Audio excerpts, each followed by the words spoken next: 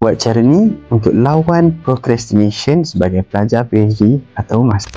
Procrastination atau sikap bertangguh ni datang dari perasaan fear atau perasaan takut. Dan takut ni adalah takut terhadap sesuatu.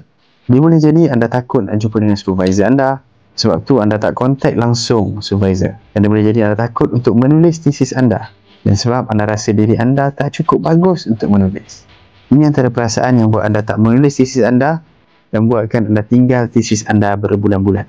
Soalannya, anda tahu tak apa punca anda bertangguh? Kalau tak tahu, ni saya kongsikan cara untuk tahu apa punca yang anda bertangguh. Mulakan dengan tanya diri sendiri, kenapa aku tak mulakan kerja ni? Ataupun kenapa aku tak mula tulis tesis aku? Apa yang aku takutkan sebenarnya? Itu adalah first step. Ada satu kajian menunjukkan seseorang yang acknowledge dia punya fear adalah lebih tinggi kecenderungan untuk mengatasi ketakutan itu berbanding seorang yang deny, yang dia ada rasa perasaan takut. Acknowledge ni boleh dibuat dengan bercakap dengan diri sendiri bahawa yang anda ataupun kita takutkan terhadap satu perkara.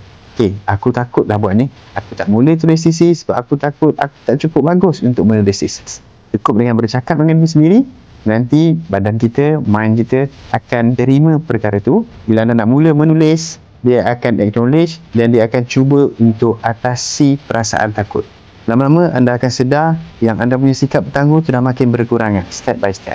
So ini adalah proses dan anda jangan ingat anda buat sekali terus jadi. So anda kena enjoy atau anda kena trust the process. Okay, kalau anda suka bertangguh, cuba komen apa tindakan yang anda dah cuba lakukan dan ia menjadi tak dah.